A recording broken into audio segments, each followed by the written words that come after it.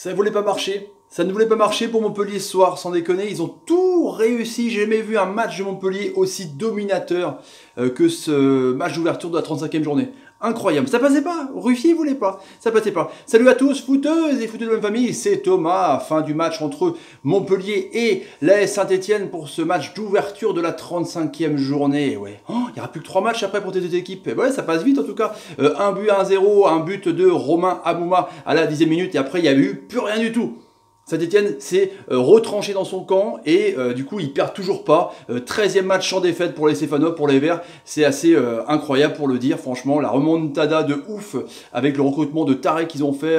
Les Subotic, les Ntep même s'ils jouent pas beaucoup. Les Mvila.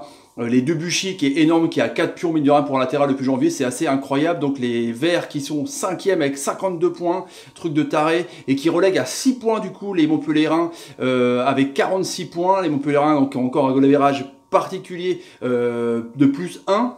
Et les Verts qui sont à moins 5, donc ils baissent un petit peu le goal average. Je pense que ça va être intéressant vraiment dans la course à l'Europe. Réponse au sondage par rapport à hier, vous êtes 87% à penser que l'OM va se qualifier en finale de l'Europa League, fort de leur succès de hier, 2-0 contre Salzbourg. On verra jeudi prochain pour le match retour en Autriche. Ça va être chaud en tout cas, un petit sondage à la fin de la vidéo qui va comporter forcément l'une de ces deux équipes. On revient sur ce match de... pas terrible quand même. Déjà les Montpelliérains, c'était vraiment le match à pas louper parce que eux ils sont vraiment accoutumés du match nul. Ils en ont fait 16 cette année, c'est un peu incroyable. Franchement, c'est l'équipe qui fait le plus de 0-0, le plus de matchs nuls, que ce soit à domicile ou à l'extérieur. C'est une équipe quand même qui joue super regroupée avec une défense à 5 de taré avec les Hilton, les Mendez, Congré. Après sur les ailes, il n'y avait pas du coup Roussillon et Aguilère, c'était le petit Cosa et le petit Moukele qui est sorti avec une vilaine blessure, et alors qu'il a continué d'ailleurs sur son aile, là il a eu mal à la cheville, il s'est pris un peu de brin j'ai trouvé. Et du coup le petit Cosa était intéressant avec le milieu de terrain toujours pareil, Piris pardon, Skiri justement, et l'ami Paul Lann. Après l'attaque c'est toujours Casimir Dinga, enfin des fois ça alterne avec Camara. Là c'était donc Sio qui a été super maladroit, on va revenir sur ce fait de jeu. Et puis les Stéphanois, c'est toujours pareil, hein, c'est les flèches devant, il y a du Amouma, il y a du KMP, il y a du Cabella qui est vraiment très très fort, qui apparemment parle peut-être de rester du côté de Geoffroy Guichard l'année prochaine, parce que Marseille je pense pas qu'ils le veulent. Marseille avec le Chapon Project veulent peut-être d'autres joueurs, et du coup au milieu de terrain c'est pas mal, hein, c'est toujours pareil, c'est toujours du Mbila Selnaes, et puis derrière c'est... Voilà, c'est Subotic. Du coup, on voit que l'ami Perrin n'est pas là, et c'est Théophile Catherine, le boucher de Geoffroy Guichard, le boucher des Verts, j'appelle. Franchement, c'est un truc de ouf. Il avait détruit complètement, pratiquement la saison d'Ismaïl Essar, le Rennais, et là, sur le penalty, sur le petit Cosa, il le défonce complètement. Heureusement que Siot fait de la khla derrière. En tout cas, on va revenir là-dessus. Du coup, les Montpelliérains ont mis carrément le pied sur le ballon avec leur défense complètement regroupée. Mais du coup, ils n'arrivaient pas à passer le milieu de terrain, Mbila, Selnaes. Ça tournait pas mal. C'était assez intéressant. Ça circulait bien que du côté vert, sauf que derrière c'était un peu, devant c'était un peu pas terrible, parce que d'une, Beric a été complètement absent, c'est le cas de le dire. Il a été...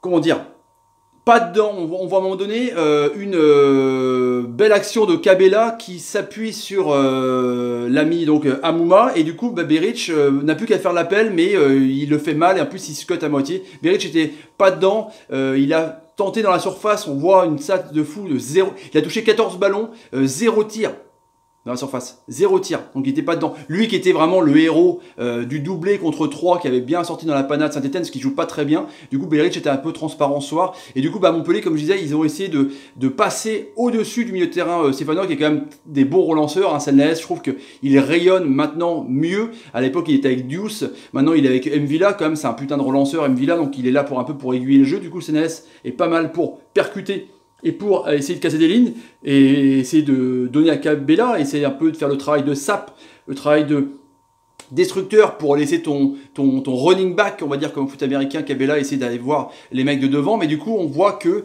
Montpellier a abusé des ballons longs, et du coup quand les ballons longs n'arrivent pas sur Sio ou sur Ndinga ou sur les attaquants, même sur les latéraux, et du coup ça se prend vite en contre. Et du coup on a vu sur peut-être la seule attaque placée où les Montpellierins ont eu le temps de revenir, où Cabella est passé tout seul dans la défense, c'est n'importe quoi. Tu avais Mendes et Hilton qui étaient en train de bailler au dard, c'est un truc de ouf. Il s'est appuyé sur KMP.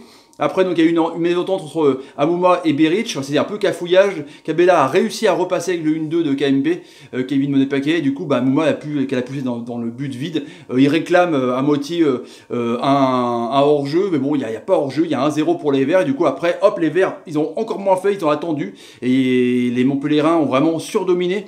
Même si c'est pas ouf, hein, il y a 49% de possession de balle pour les Stéphanois en première mi-temps, 51, c'est monté jusqu'à 69, donc ça c'est un peu équilibré. Donc deuxième mi-temps, c'est reparti pareil, où là c'était vraiment acculé. Il y a eu des bonnes frappes de loin, notamment de Paul Lannes, où l'ami Ruffier a fait une belle claquette, et du coup le fait de jeu quand même avant la mi-temps, c'est donc c'est cet arrachage complètement de n'importe quoi sur le petit Cosa, donc qui était pas mal vraiment sur le côté, et Théophile Catherine offre un penalty à Saint-Etienne. Je pense que Gasset devait être ouf, hein, en tout cas, et on voit que Sio, qui avait peut-être le ballon pour égaliser, le ballon vraiment pour essayer de faire croire encore à l'Europe au Montpellierin, parce que c'est un peu chaud patate, on va en parler à la fin de la vidéo.